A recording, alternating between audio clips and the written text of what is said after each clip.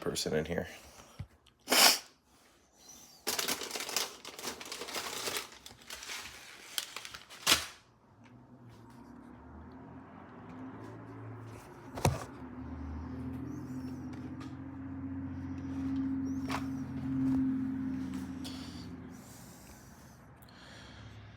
What's up, guys? Trying to figure out how I can see these messages. What are some moves from bottom half guard? There are a ton of moves from bottom half guard, actually. That's the next instructional coming out. It's going to be half guard bottom. You got leg entries from bottom. You got reversals, wrestle ups, back takes. Tons of good stuff from half guard.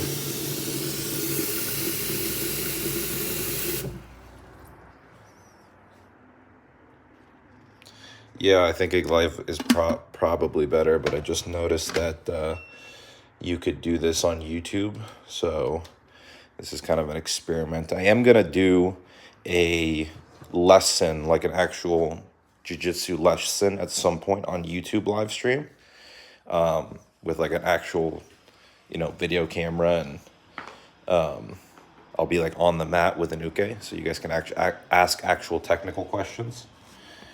But for now, we're just testing this out.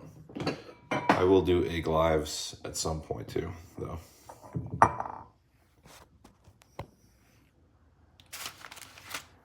Leg entries, yes.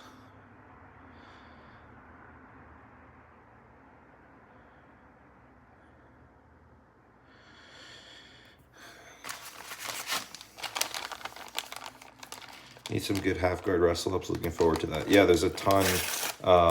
So the way that I'm structuring the new series, the Efficiently Executing series, we have close guard that has been released. We have just came out with butterfly guard. The next one will be half guard, and then off of that, we're expanding on the open guard series. So one portion of open guard was butterfly, and a portion of that was based around pretty much attacking from butterfly, kneeling, standing was primarily getting into legs. Then there'll be a wrestle up version, which will be primarily on open guard, but there's a lot of wrestling up from half guard specifically in the half guard video. I think that one's going to be out within the next maybe 4 weeks. I'm going to double check and let everybody know. Who's winning 66 kilos next year? I'm not really entirely sure who's in it. There's a bunch of new guys from last year. Obviously, Fabricio Andre just won that division. Diogo's always going to be really tough to beat. But there's definitely a lot of promise, or it's going to be a competitive division for sure. I don't know exactly who's in it all, so it's hard to say. Those are just the names that stuck out. Are you going to do standing series on BJJ Fanatics? Yeah, definitely. Not immediately, because I do have this Efficiently Executing series that I want to finish. So like I said, we just released the butterfly guard. Half guard's next, and then we're going to go into the rest of basically sectioning out different portions of open guard. So, wrestling up will be one of those. We'll have, under the hips, like different Ashigarami X guard variations, reversals from there, leg locks from there, things like that. Reverse De La Hiva and De La Hiva. So, inside position guards versus outside position guards. So it's going to be a cool series. That way we're kind of breaking down different parts of open guard, but it's basically an entire bottom game series.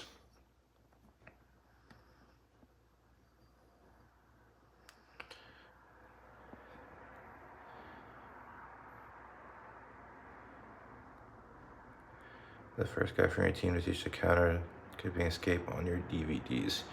Yeah, that's definitely something that was very useful for me, especially because I don't really train. I've never really trained anywhere else where people even use kipping escapes. So I'm glad you guys enjoyed that.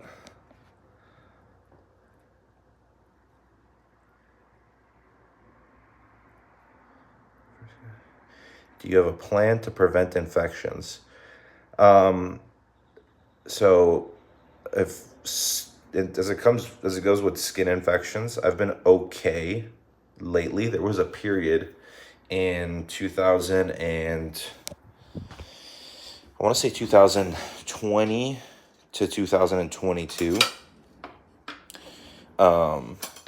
that I was really getting them often.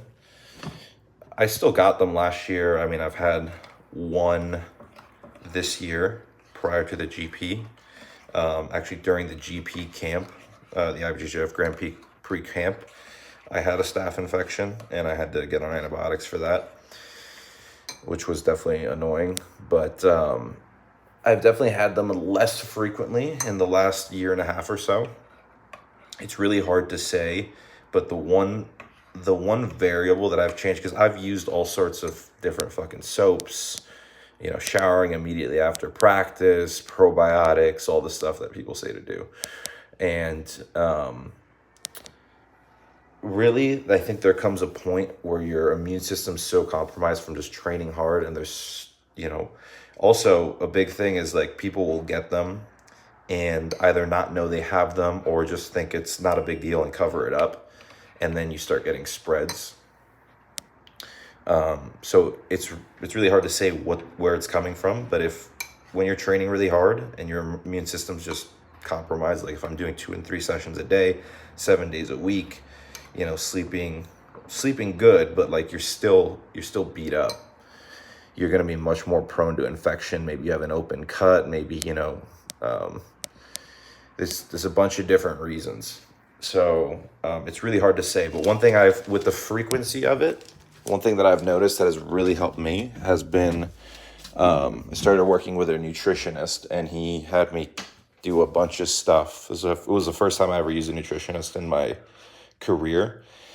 And he had me change a bunch of things with like my fiber and intake. And instead of just taking probiotics, I had to think about like pre and postbiotics and all these different things that he's having me. At this point, it's like I don't even really think about it. It's just kind of in my diet plan and my supplementation. But my digestion overall has been a lot better. And I've noticed that since applying that I've gotten way less frequent infections. Not that I don't get them at all, but they're a lot less frequent. So I don't know if that's just coincidence. I don't know if that's, you know, if it's correlated, but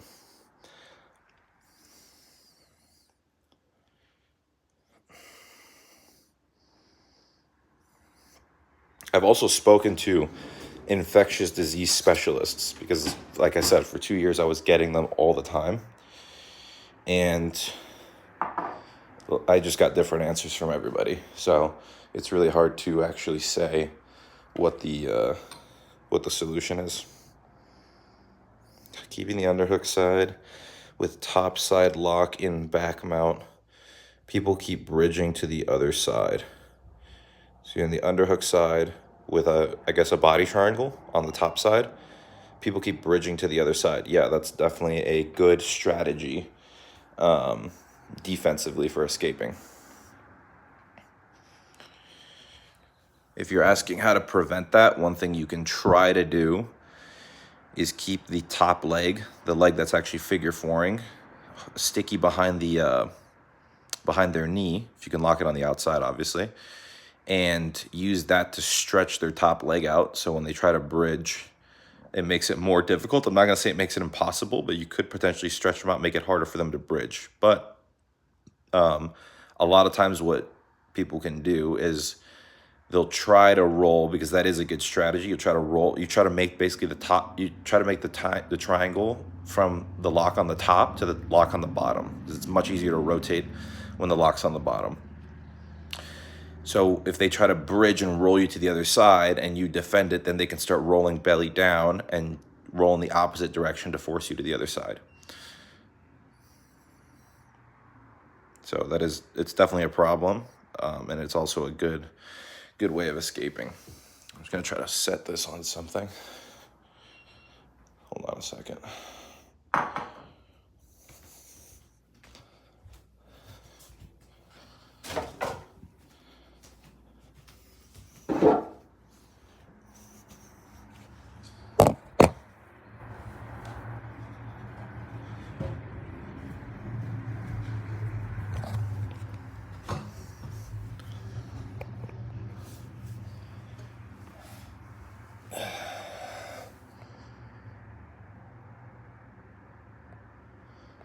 Any tips for grappling in MMA?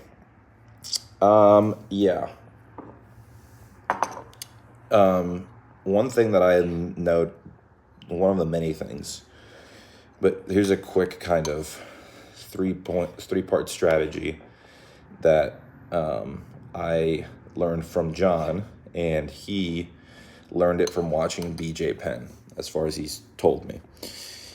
And his basic premise was that BJ Penn, who obviously, was the first American, black belt world champion back in the day, et cetera, his whole thing was he had a 3-part system. And it was basically get on top of people, get behind people, and if you end up on bottom, feet on the hips, push them away and stand up.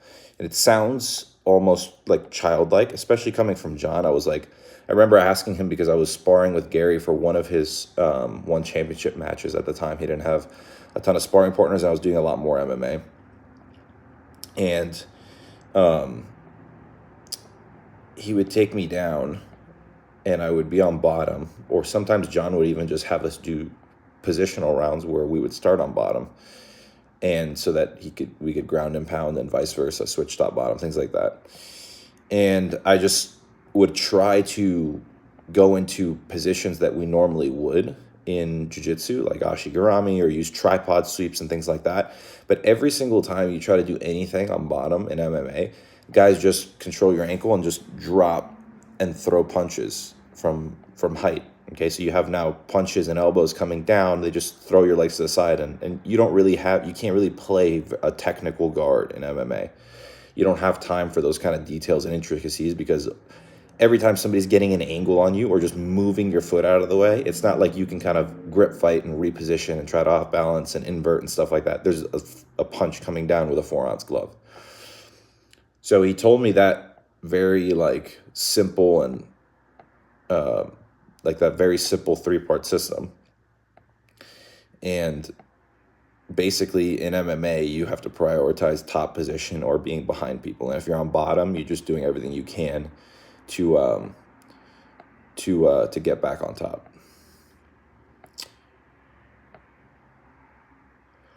You can't really play in MMA at that distance where we normally would in jiu-jitsu, even as the even as the top player, right? Because bottom guy can throw up kicks and things like that. So you really just want to get around the feet and, close distance as much as you can. Is half guard butter in any of these instructionals? I assume so. Not really sure what that means, buddy. Can't help you. Wow, can't wait for open guard by you. Your instructionals are amazing. Your teaching style very coherent and not as autistic as all the other instructionals. Yeah, I appreciate that, I guess. Open guard is actually out. It's not actually open guard. It's a portion of my open guard, which is butterfly, which has been highly requested by a lot of people, especially since pretty much since ADCC. People have wanted to see me do open guard, or even before ADCC. But I really had a lot of good open guard success at AIGA against really cagey wrestler types from that part of the world. And so people were really excited about that, and I was really excited to actually film it because I enjoy playing open guard a lot. Whenever you end up having time to practice guitar, I'll teach you everything I know. You've taught me so much about jiu-jitsu. It's only fair at this point. I used to actually play guitar when I was younger, but and I would kind of go on and off playing it in my adult life. And I actually have a guitar here. I should pick it up and try to play it, but it's just extremely difficult to get good at. And I'm super competitive and perfectionist that I do want to set aside a time to actually dedicate myself to playing it, because I did enjoy playing it when I was. But yeah, I've not been disciplined enough with it. I have more instructionals than I care to confess to my wife, but yours are the new wave grabs are the best. I wanted to say thanks for the amazing work you put into them. I appreciate you purchasing them because that's basically our main source, at least my main source of income comes from teaching. It doesn't come from competing. Competing is more of my personal goals. And I do actually have goals with teaching. Like I actively, if I look at my first instructionals, I actually had instructionals before moving to New Wave. And a lot of people really liked them, even though I had a small audience. Some of you guys may have been following me even since those days, since like the brown belt days. Single legs from everywhere, all my gi instructionals and stuff, which I do plan on redoing in time. But even since, you know, the ADCC, where my chest to back instructionals were like, I filmed those first two in front and behind the elbows. And they're really good instructionals. I was really proud of them. But even since then, I feel like my teaching has gotten a lot better. And I teach pretty much every day, 5 days a week, actually. And always trying to make improvements in my teaching. So since that's definitely something that I have goals in as well. It's not just competitive, but it's also my ability to articulate information is something that I want to get good at. So I'm glad you guys are enjoying it. Also,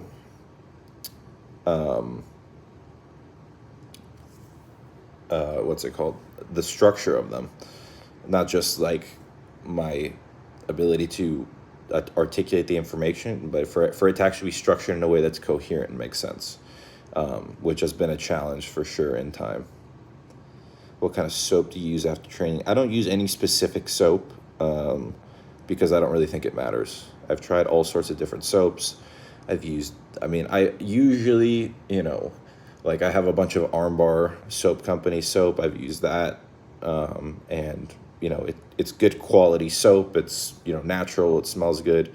But I've used defense soap. I've used, antibacterial soaps. I've used pretty much every single brand of, soap that you can think of, including Hibiclens, which is very, very harsh. I don't recommend you use that unless you have an active infection or an extremely, open wound, or you just had, major surgery where they cut into you, because it completely destroys, your skin biome. But even with that, I've gotten infections. So I really don't think that the soap has anything to do. I think just any soap will do, in my opinion. And I'm generally not like I generally don't really care too much about overly natural products, and not having, I don't think necessarily all chemicals are bad. But as far as soaps go, things that aren't harsh on your skin and just destroying all of the bad, I typically try to stay away from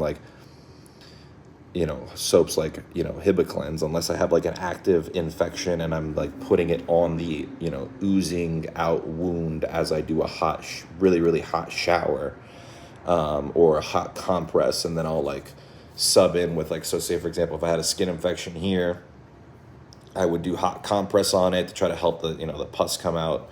I'm not gonna be able to eat this oatmeal thinking about fucking pus coming out of my skin.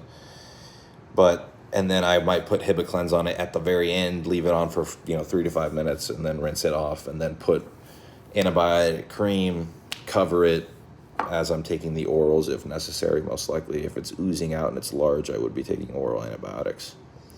But yeah, in short, try to stay away from soaps that are overly harsh on your skin. And I think it's more so about, minor soap. You don't have to lather yourself to death. But really, it's just immediately after training, as quickly as possible, just irrigating the skin with water, making sure you're fully rinsed off, then putting on soap, and then, rinsing off will help. Do you think you can Kuichi ankle pick from standing efficiently from an overhook like you can an underhook? Yeah, absolutely. 100% you can do that. It's used all the time in collegiate wrestling. There's a lot of highlights of that. You can also do it off of a 2-on-1.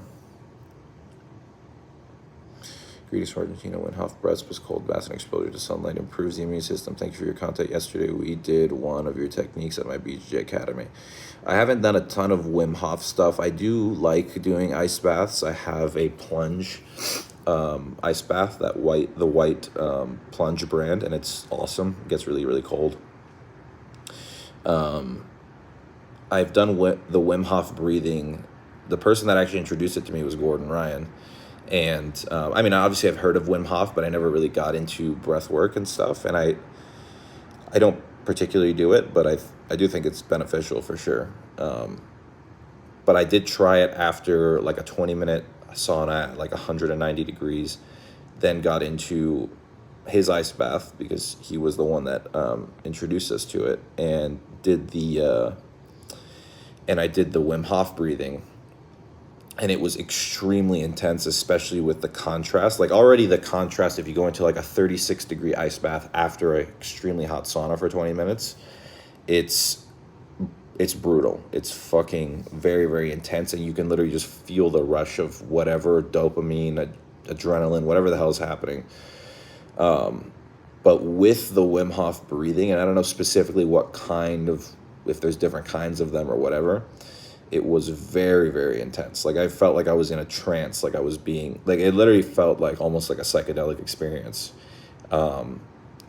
Extremely cold water and extremely intense breathing for maybe 7 minutes. Really crazy. So I might, if I feel like being a psychopath again and doing that, I will, I'll let you guys know. Maybe I'll record that. Who would win a grappling fight, Tony the Tiger or Captain Crunch? You can skip the question, just being silly. Yeah, man, I'm not sure. Is the Satoshi interview still coming out? Yeah, it is coming out. We have been, so with the YouTube channel and just my content in general, I've basically done everything by myself pretty much until, recently. Now I have, a couple people helping me with, just like kind of basic editing and things like that. But really for us now with the podcast, it'll still be on my YouTube channel, but we'll also have a podcast channel, and it'll be on different platforms. So you'll be able to get it on, Spotify and Apple Podcasts and wherever the hell else people listen to podcasts on, as well as YouTube. And so we're right now we've been able to record 2 full podcasts. I have another one coming out. I have another one that's going to be recorded. The next one that I'm recording is going to be Brian Glick. And it has not been recorded yet, but we've, recorded one since the Satoshi one. So we're accumulating it, starting to edit them. It's a bit of a process because I've been traveling for 3 weeks and a lot of stuff's been going on. But we will be, hopefully, once we get everything up and running, it'll be kind of a well-oiled machine and we'll be able to pump them out with consistency. But yes, that one is coming out. Also, for podcasts, right now, I haven't really been, I don't want the podcast to be overly like interviewee. I don't want to necessarily, it's going to really depend on the guests, but, I have guests scheduled that are completely unrelated to jiu-jitsu, which I think is going to be cool. And very, very interesting. Like I like having people, from all walks of life. So there'll definitely be a lot of jiu-jitsu and like fighting content on there, but it's not necessarily going to be specifically just grappling people. But so far it has been, Satoshi Ishii's been the first one. Recorded one with Andre Feely, who was a UFC fighter. That was a very, very interesting podcast. I think it was really fun. He has a cool story. And, next one, we got Brian Glick, who's going to be coming into town. We'll be doing one with him, who I'm sure all of you guys love. Got a bunch of other people that we want to do them with. And I got the ones after Glick that I have planned are not jiu-jitsu. I think one of them does jiu-jitsu. He's actually a black belt. but he does a bunch of other really cool shit, and you guys are going to really enjoy that one. So the podcast is coming very, very soon, so stay tuned for that.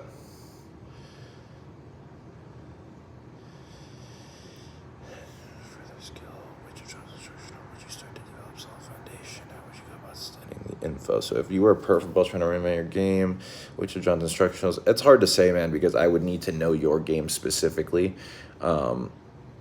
As a purple belt, what I would personally focus on is, I think, usually, and this was kind of organically my progression, but I think this is a good progression in general.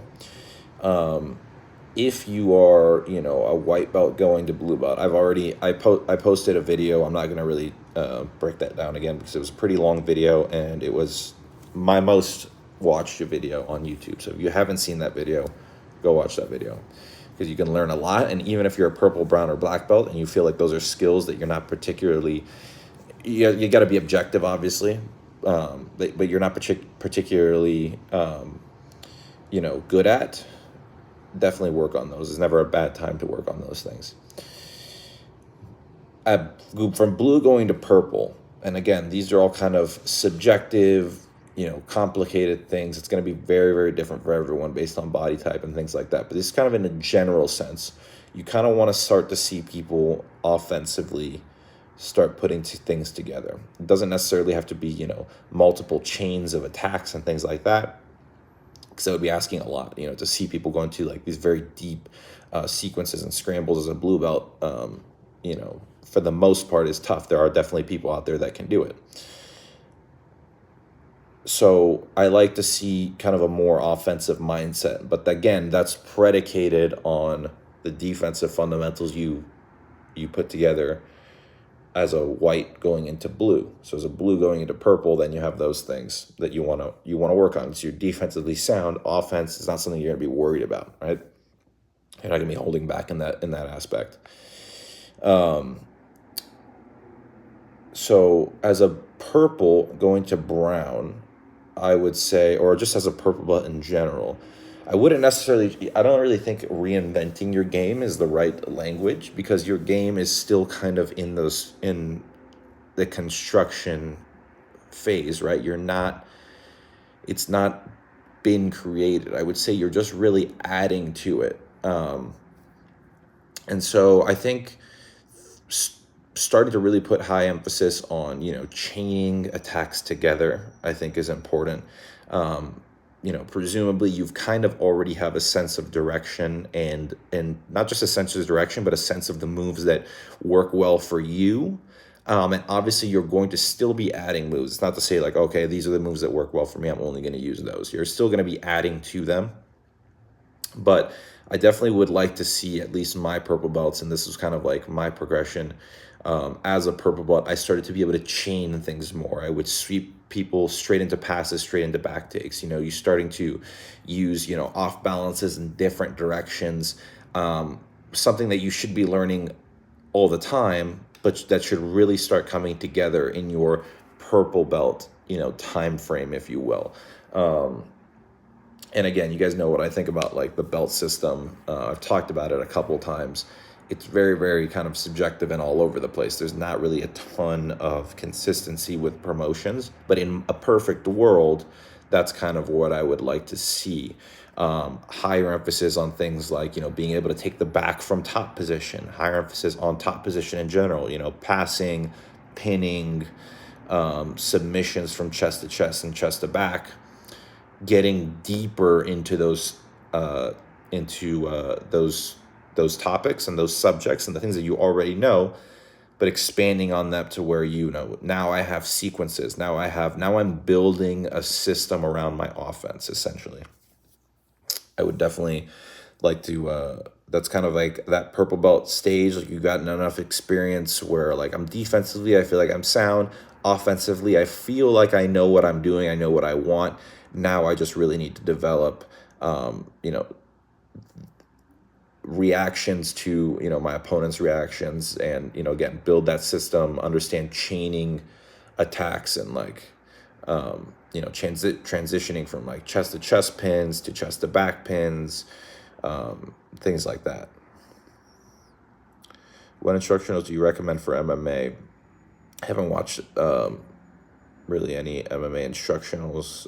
I don't know that John has one. I don't have one, obviously. Eventually, because I have learned a lot training MMA with John, and I also always really sparred MMA, really since my beginning in jiu-jitsu. So eventually, in time, I've had some fighters reach out to me that want to have me, some UFC fighters that want to have me coach them. So in time, that's something that I would definitely want to do. I really enjoy MMA and studying it. But right now, I can't off the top of my head. I know there's a lot of really high level guys that have MMA instructionals like Khabib and GSP. So I would say just do your research, kind of watch, see if you like the way that they teach before you purchase any of them. Yesterday, the foot sweeps and butterfly guard was crazy. Yeah, that's a huge part of the newest instructional is Ashiwaza from bottom, creating pressure from butterfly guard, and using that to get into reversals or get into the legs. Would you ever try karate combat for the right price? Yes, I would. It's a relatively new event, I think. At least I only recently started to hear about it, that they're doing grappling matches. But yeah, I'd be definitely interested in doing it. Do you speak Portuguese? Can you say hi to my friend Fagner? I don't know if that was a typo or if that was a joke, but yeah, eu falo português. Yes, please make some gi instructionals. Yeah, I would love to make gi instructionals. I would love to compete in the gi as well. That's not something that I ever said I wasn't going to do. It just hasn't really panned out in the last 2.5 years that I was able to compete or really even train very much. But it's definitely something that I want to both teach. I teach almost 3 or 4 times a week in the gi. Actually, I teach 6 classes a week in the gi, something like that.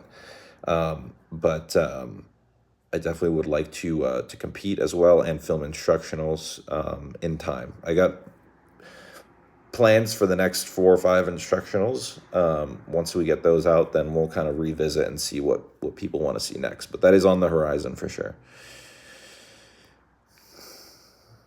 Brother, I get the trap triangle, and the process to get to full triangle would be control posture and then go for leg, get angle. And what you think, big bro? Yes, you want to control at the very least the opposite arm, their arm that is not trapped, or preferably the leg. And then from there, cutting the angle, adjusting the figure 4, adjusting your legs, and making sure that you're in good position to strangle. When are you coming to Italy? I actually have might be going in the 4th quarter of 2024 for teaching purposes. Not sure yet. Back, I hope you do more gi. Yeah, I definitely will be doing more gi for sure.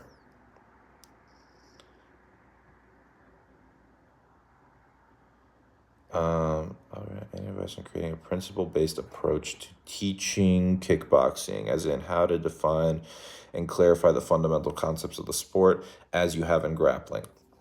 Well, with striking sports and with fighting in general, like striking sports and MMA, it's really, in my experience of training them, you cannot be as detailed, and this is kind of like it's kind of sounds. It's not the answer everybody wants, right? Because everybody, at least the people that watch my channel and that follow kind of our team and things like that, really enjoy, systems and technique and detail and in depth, right? But with striking, everything happens so quickly in both MMA and kickboxing and boxing and Muay Thai. You really have to narrow it down to principles, and you can't really go overly detailed. Like if the guy throws a left hook, at this angle, like it's there's no time to think.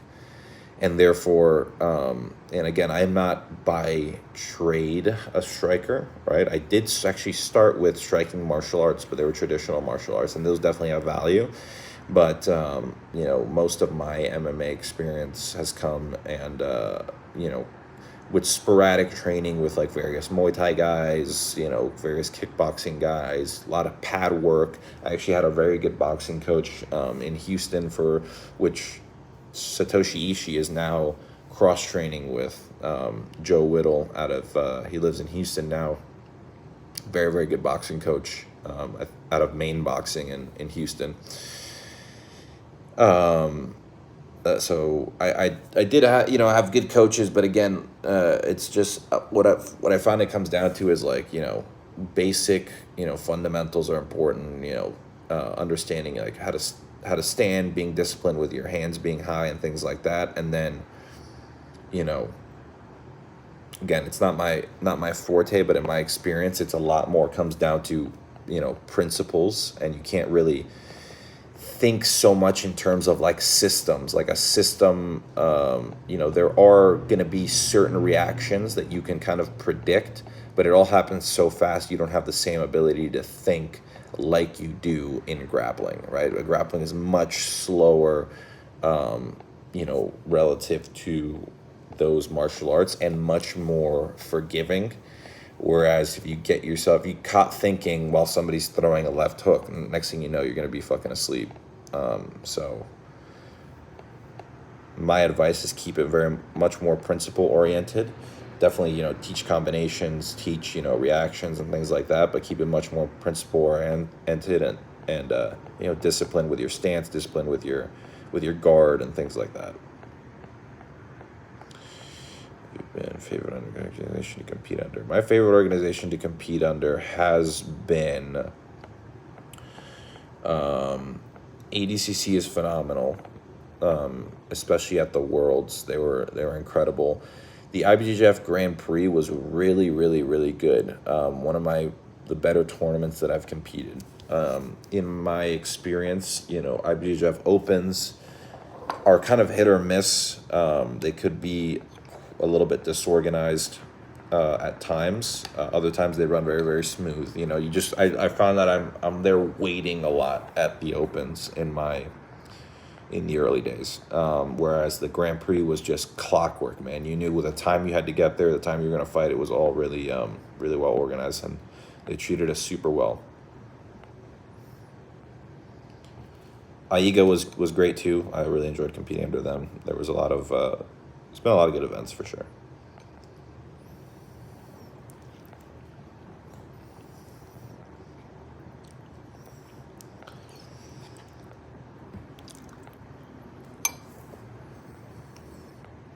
Dream person I like to train with.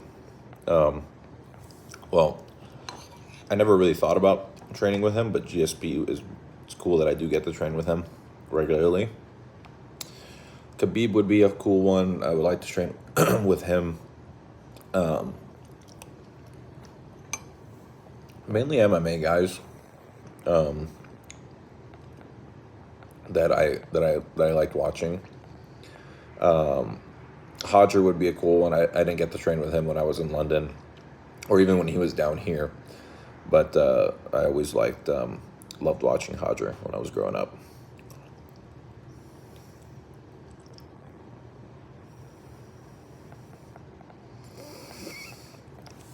What is the best advice you give to your young self starting in BJJ? For me personally, based on my goals, I wish I would have competed more when I was younger. I didn't really have the idea in my head that I wanted to be a full-time competitor at that time. But if I could go back and do one thing differently, it would be that. Would definitely be to compete more in blue belt, purple belt time. I competed quite a bit as a brown belt, and I've competed a lot as a black belt. But definitely my early kind of teen years. I can smell your breath through the screen. Yeah, I haven't even brushed my teeth, so I feel sorry for you. Have you ever tried getting any of your family and friends to try jiu-jitsu? Any tips to get your friends and family to give it a try? Yeah, both. I have a younger brother and sister. My brother lives here in Austin, and he trains with us at New Wave. My sister also does jiu-jitsu. She recently just restarted. She trained a little bit when she was younger, like not that much at all. But she recently, as in like in the last few weeks, just started going, kind of sporadically, not like a ton, but she goes to Lucas Lepri's academy. Who do you think is the best fighter at 66 to inspire? I don't know really what that question means. To inspire. Not sure if you can reword that. Doing any seminars during ADCC weekend. So this is not set in stone yet. However, and you guys let me know, I was considering doing a post ADCC camp in Vegas. So not a seminar, but a camp the week following ADCC.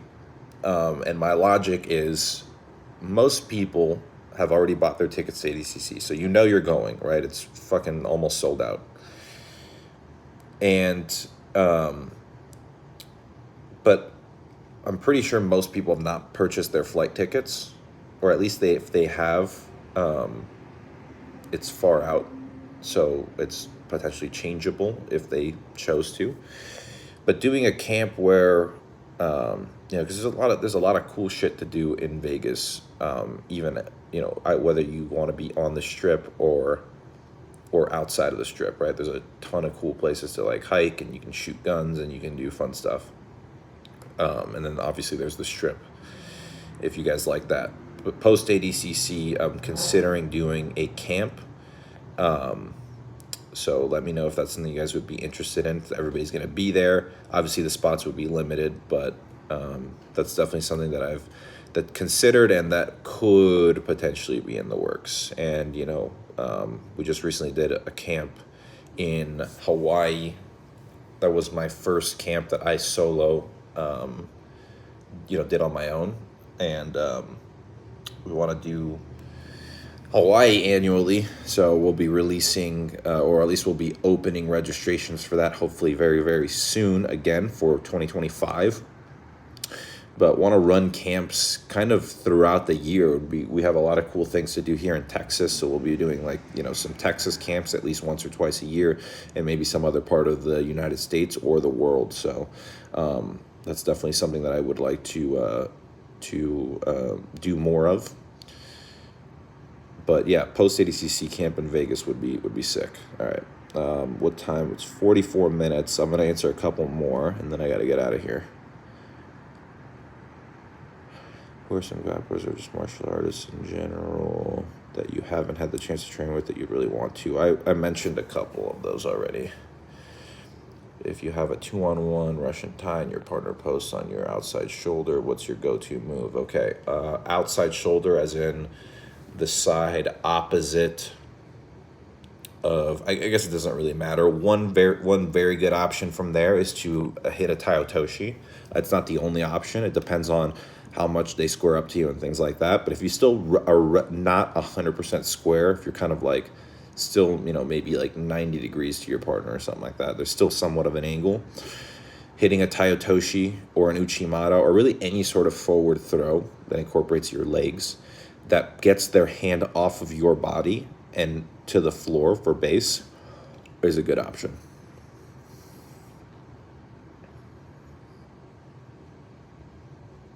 Is camping inside the guard a new development being built upon on New Wave currently? That's been around for a while. We have been doing it, and there's definitely other people that have inspired that that style of passing for a while. But so not recently, but it is definitely something that's being worked on for sure.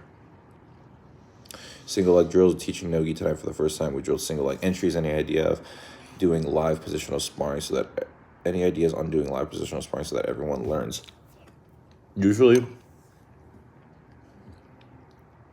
I don't make it live positional sparring, or I don't do live positional sparring starting in a single leg. It'll be more like a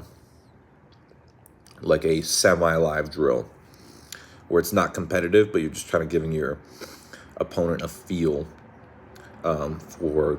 In this case, I guess you're talking about offense. So the defensive guy is in a single leg, and they kind of 30 to 40% resistance, 50% resistance, something like that. Something where it's like, okay, he's not resisting 100%, trying to just, either counter you or fully sprawl out.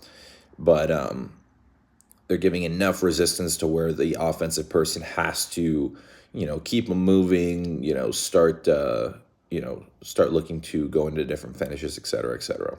So it's more of like a non-competitive drill with less resistance. And that just gives you more time spent in that position. Your endurance also gets better from that position because, your arms are going to fatigue from holding onto the single leg. So you're just going to be more comfortable there in time.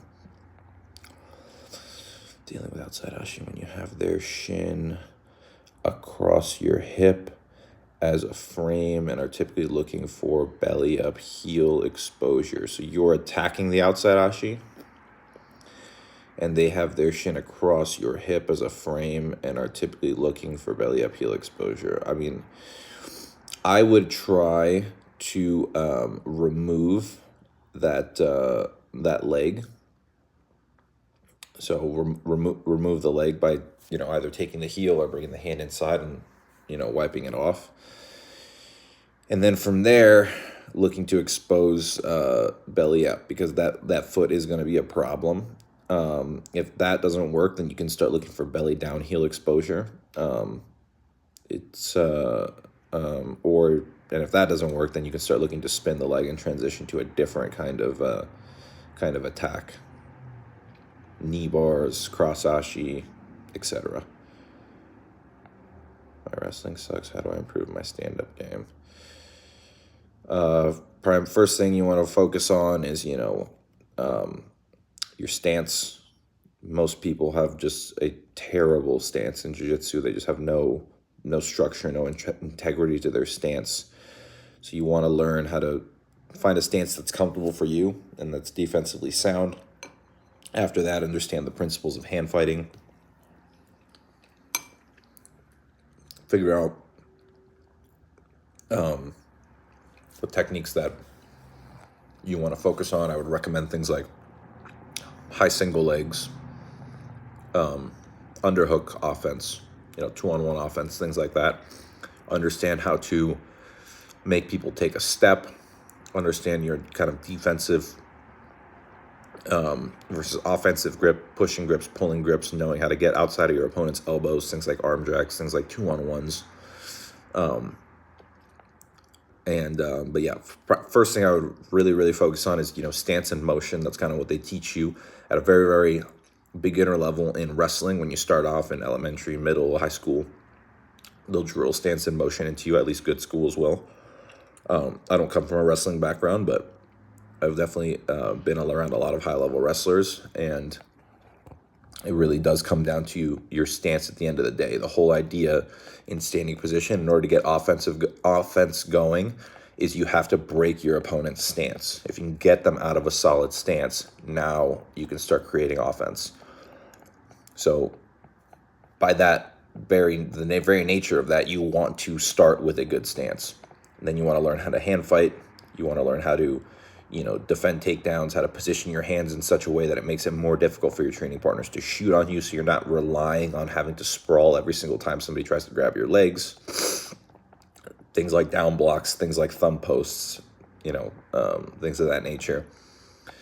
Understanding how, to hand fight in such a way that people aren't hanging onto your head. You want to clear hands off your head, get them moving, things like that. And low-risk moves that you can focus on, I would definitely recommend things like high single legs where you're not dropping to a knee, especially when you're learning wrestling later in life. Shooting on the knees can be not only challenging, but also intimidating for a lot of people. So I would definitely recommend shooting high up. Stances in jiu-jitsu tend to be a little bit taller too, so high singles, high doubles, things like that are going to be easy gateways to the legs that don't give you a lot of risk. It's definitely the most important when you spar is very strong and big opponent. How to defeat stronger opponents? What are the main strategies? I just released a video actually on that. So if you go to my YouTube channel, there's a video that says something along the lines of, simple and efficient way to defeat larger opponents. So go ahead and check that out. That'll have all the basic principles that you need to know.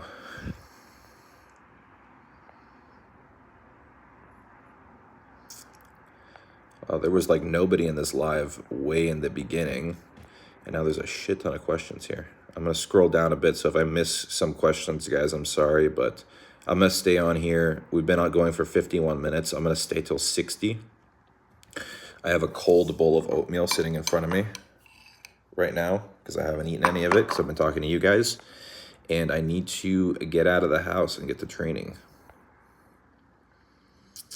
Okay, when developing athletes has done a great job, how does the train push training and maintain a well-rounded game and not get stuck in one game?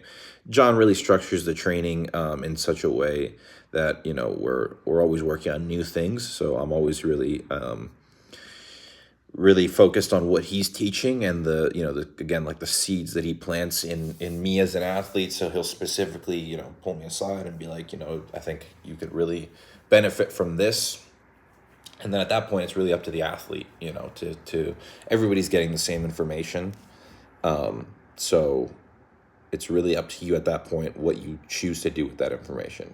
How often, how hard are you willing to train? How much of that are you really willing to attempt in live sparring and apply? And so my approach is, I'm always trying new things in training, and I don't really care if in the training room I fail. I fail literally every single day in the training room. I'm just going to keep trying new things until they start working for me, or I find what I need to adjust in order to make them work. I'm down half guard when I'm in half guard passing. I'm really struggling to get the underhook, top head and arm, make it impossible for me to pass. So I'm gonna start skipping past the technical questions because I do want to do a version of this where we're on the mat and I'm answering more technique questions. I'm just gonna skip to more just kind of other questions. It's hard. It's going to be easier for me to explain technique questions when I actually have an uke that I can show you guys on. I've noticed your recent losses, Kainan and Pedro. It seems like a lot of opponents seem cagey and only want to wrestle with you. Does this help progress? Fuck, I lost it.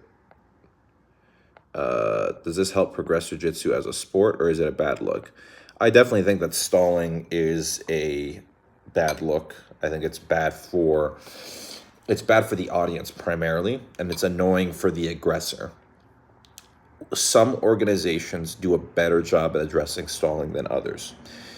There's so many rule sets in jiu-jitsu, and there's not a lot of consistency between the rule sets. And unfortunately, my only criticism we talked about the Kainan match, but you saw this in all three of my matches. You mentioned the loss, right? 2-0 loss to Kainan.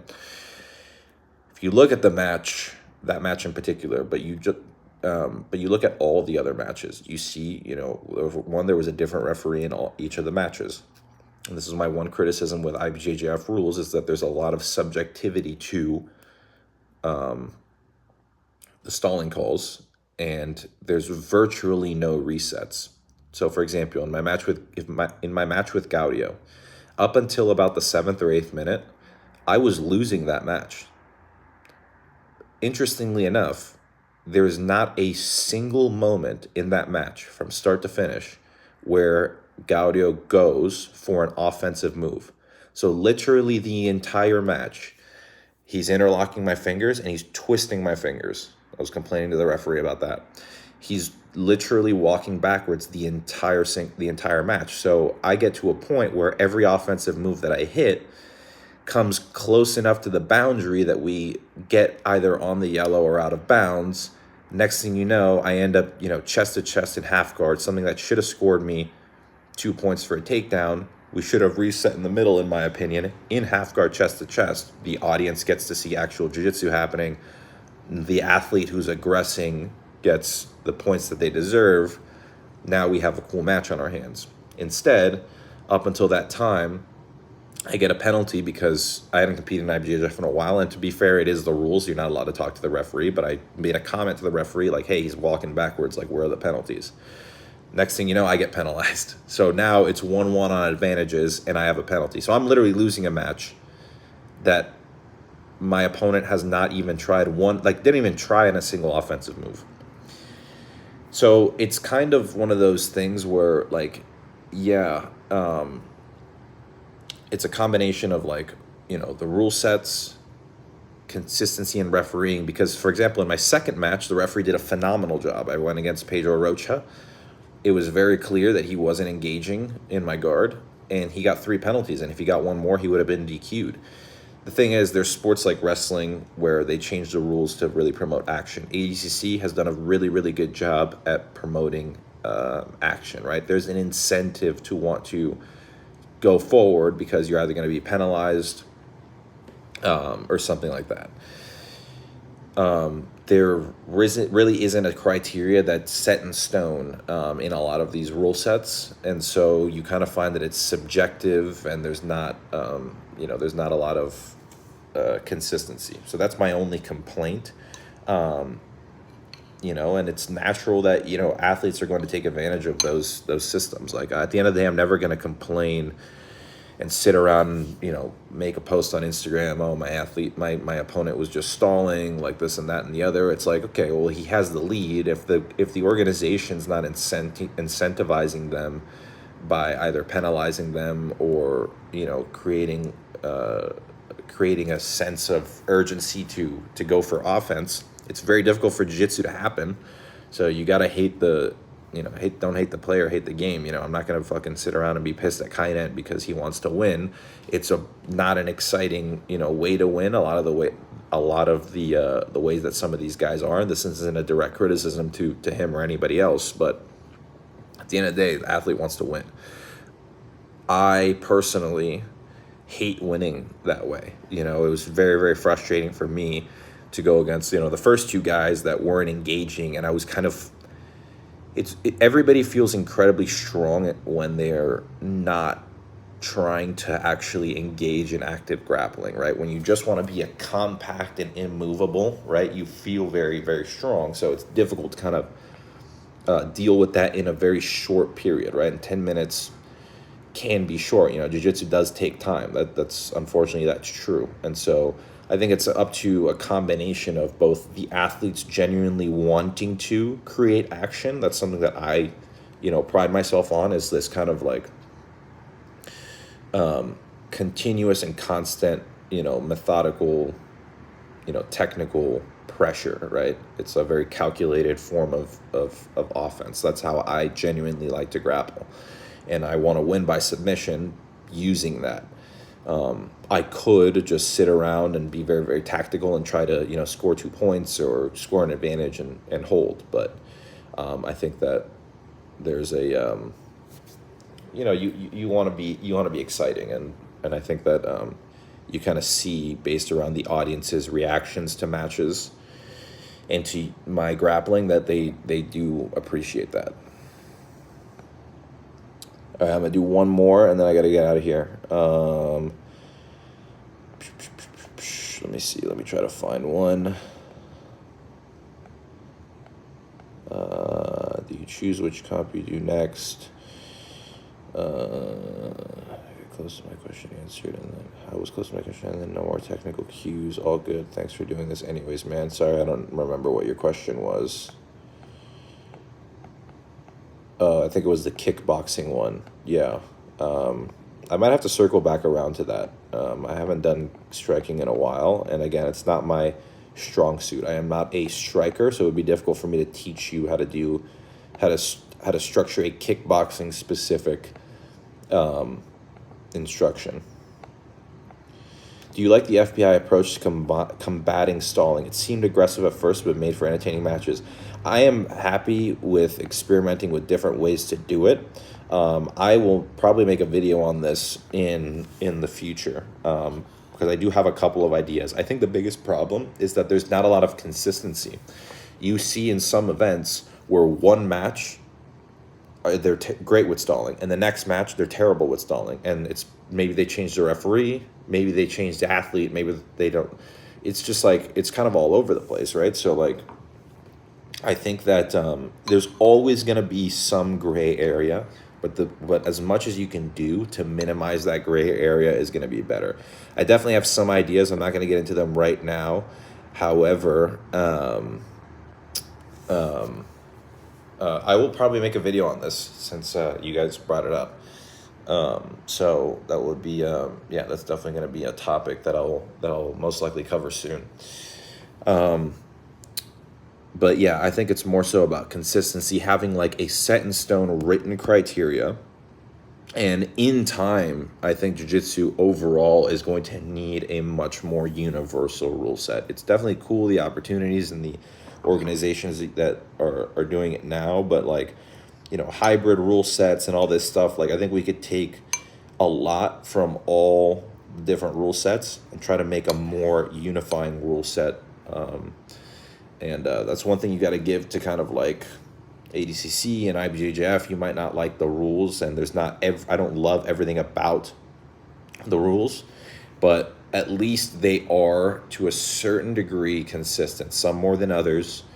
I know ADCC has put a ton of efforts into making their refereeing as consistent as possible and clarifying the rules as much as possible. Rules meetings, you know, Mo is always posting about matches that have, you know, a gray area or people complaining about a specific call, and he'll always go in and address the call, and that's something that, you know, should be appreciated.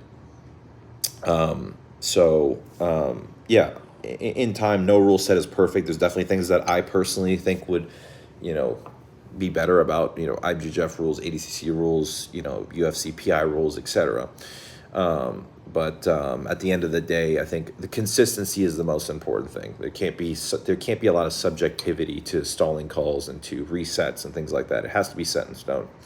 And also, lastly, on a note on resets, I think the best resets are at ADCC. There's not this shit with the boundaries, right? And I have my own opinion on, you know, on boundaries and how we could make things better. But I think ADCC right now for sure has the best. You know, if you go out of bounds, they're not trying to stop it the second you get to the border, right? It's like, okay, let me stop it when the action sequence can be reliably stopped and reset, and they don't let you move. We look at every single little grip. I've never actually been in an ADCC match where there's been an issue on the reset. You know, me personally, and, you know, I'm sure other athletes have other opinions, but I think consistently overall they do the best with that. That was one of the complaints that I had with the IBJJF one, is that every time you end up in a good position, next thing you know, you're out of bounds. And one example of this was I watched yesterday night. I was flying back to Austin, and I watched Cade Rotolo's match at Dallas Open. And he had a match against the guy, and same freaking thing. The dude is just stalling the whole time. He's going to attack, and every time he gets into a good position, they're at the border. And if you watch the match, the guys, and this happens time and time again, are literally just walking to the border because they know that every time that somebody goes for an attack on them, they're just going to end up out of bounds and going to reset on the feet. And it's just like, it just doesn't make sense to me, you know? So like, just like in my matches at the GP, they would end up out of bounds. He would be, you know, in a front headlock, reset on the feet. And it's just kind of like, you know, all that hard work gets wasted, and people just don't enjoy watching two guys butt heads for 10 minutes. So anyways, that's to finalize this live. I finalized it with a rant on stalling. So sorry, there's a lot of questions in here. We're gonna do more of these for sure. Give it a like, guys. If you enjoyed this, please hit the thumbs up, and I will do more of them, right? So stay tuned for the new videos coming out. We're gonna be filming some this week. I've been traveling for the last 3 weeks, so I haven't been able to post a new video, but we will have. There we go. We got one thumbs up from my request at a thumbs up. There we go. We got two more. All right. Let's try to get a few more thumbs up here. yeah, so I've been traveling a bunch for the last 3 weeks. I've literally been on the road. So we've been back. Podcasts are going to be coming out soon. Stay tuned on both Instagram and YouTube community, wherever else you follow me, Facebook, right? I'll be posting that on my Instagram stories. I'll be updating you guys here in the YouTube community, and Facebook, things like that, all the other social media platforms that I'm on. So the podcast is going to be coming out. New videos are going to be coming out. I have some cool, I have a cool breakdown video, match breakdown video that I think you guys are going to be really interested in. So I won't say too much on whose matches they are, but that's going to be a fun video.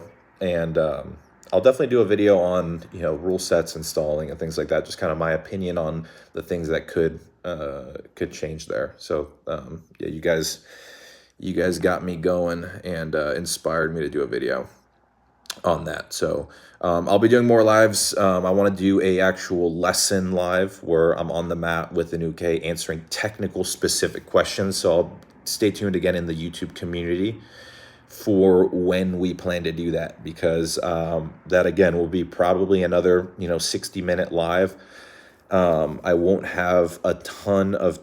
be able to answer every single person's questions, but we're going to be doing our best to get to the best questions. And again, yeah, we'll be doing these more often. So if there's something that I didn't answer today, stay tuned for the next one and we'll go over it. All right, guys. See ya.